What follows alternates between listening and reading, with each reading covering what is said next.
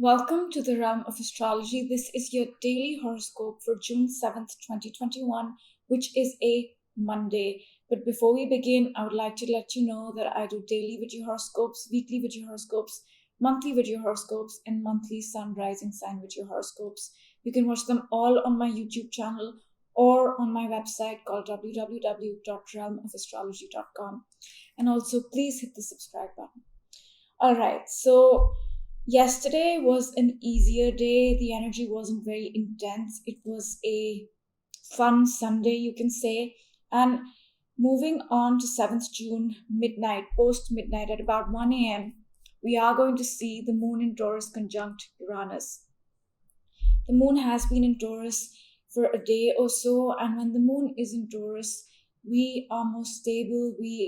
Are we are slow in our approach to things. We are also focused on spending time in nature, eating some good food. And this could also be a time where we are focused on developing our skills, working on our values or finances and material possessions. So these are the themes that come to light when the moon is in the sign of Taurus. But at 1 a.m. Pacific time, the moon and Uranus are going to conjunct, as you can see on the chart. And Uranus is a very sudden energy. So this could be a sudden change to our emotions or a sudden change to all Taurus related things, which includes our self worth, values, skills, and finances. Because that's what we are going to be focused on in a very subtle way, of course. And that happens at about 1 a.m. And soon after this, we move the chart ahead. The moon is going to square Saturn. Okay. The moon's here at 13 degrees. It's going to make a 90-degree angle with Saturn. And moon Saturn square does not typically feel easy because the moon is our emotional body. It's our heart and soul. And Saturn is a planet of hard work, decisions, discipline. So when they aspect each other, especially in a square, it might feel stressful. And what does Saturn demand from us when they're in a square like this? Saturn is demanding an emotional decision or some sort of hard work, discipline decision connected to our self-worth, values, skills, and finances. And we will need to make a little adjustment, we will need to make a little change or take that decision to move forward in these areas of our lives. And this comes right after that sudden unexpected change. And I should have mentioned this when I spoke about Uranus and the moon, that this energy right here is in a semi-sextile to Chiron, 30-degree angle. And this to me means that whatever sudden change we go through to our emotions, to our self-worth, finances, skills, monetary possessions, and whatever decisions we take in regard to those areas, that will be in some ways healing to us. It may be a bittersweet healing because Chiron is our deepest wound, but it was also healing. And in a positive aspect, it may not even be very bittersweet, but there is a healing aspect to this moment here at about post midnight to 2 a.m. Pacific time.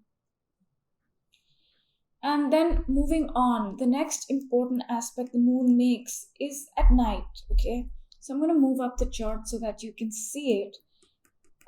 Give me a moment. We are jumping from midnight to about 10 p.m. at night. Yeah, there we go.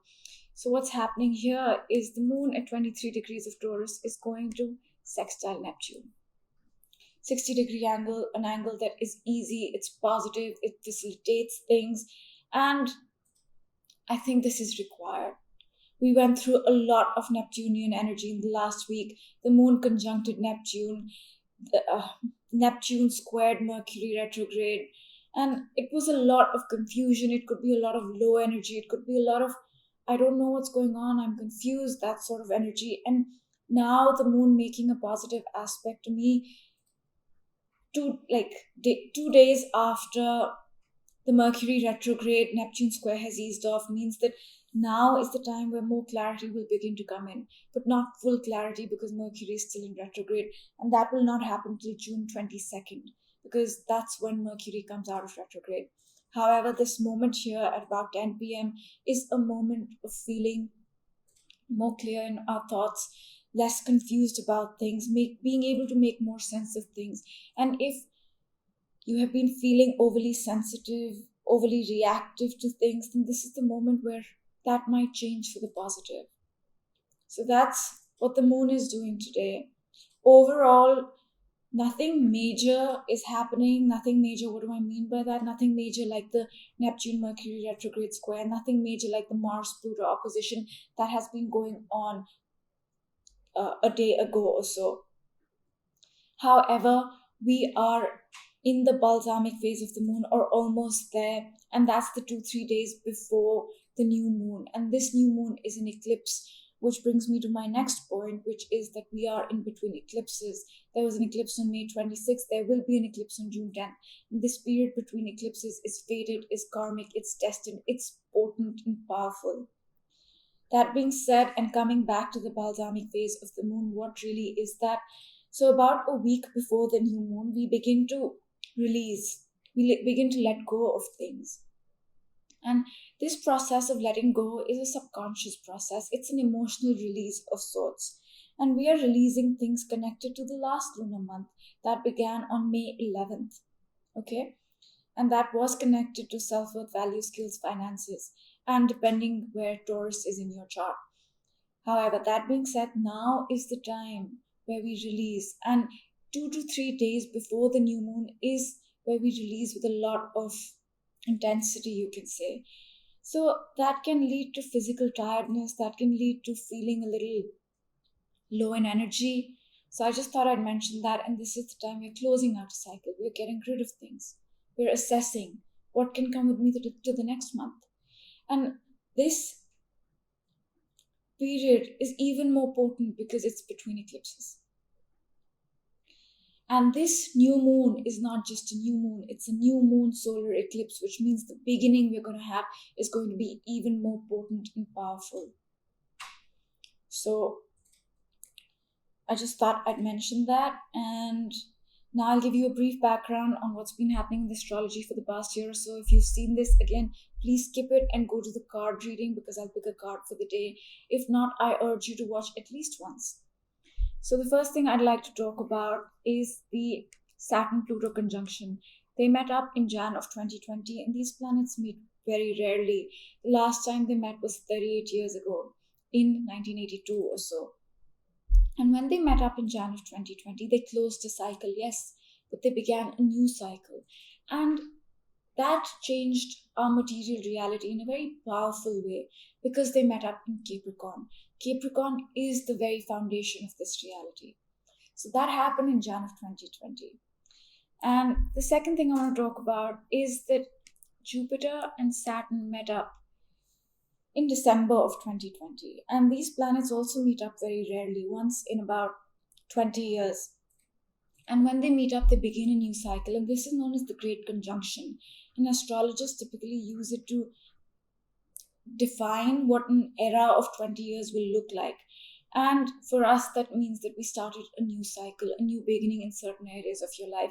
And that depends on where 0 degrees of Aquarius lies in your chart. So you can check and figure that out.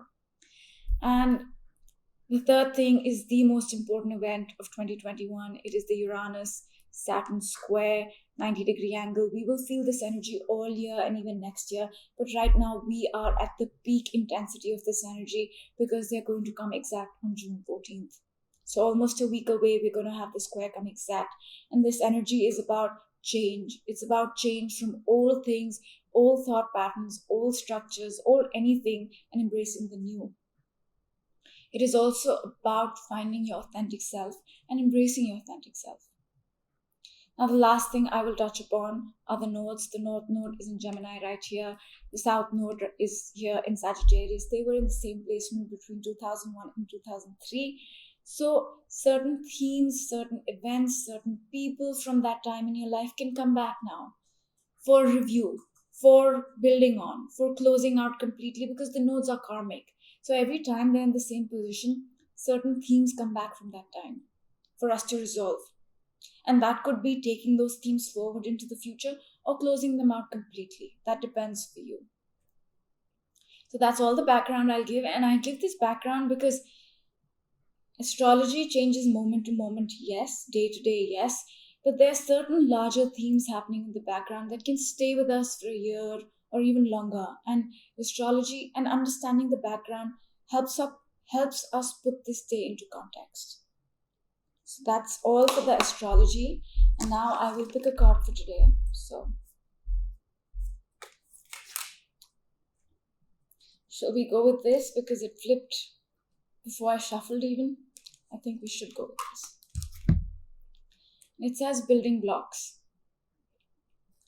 And this card to me means that we are building something and we are constructing something, and we've built most of it. We're putting the final pieces together.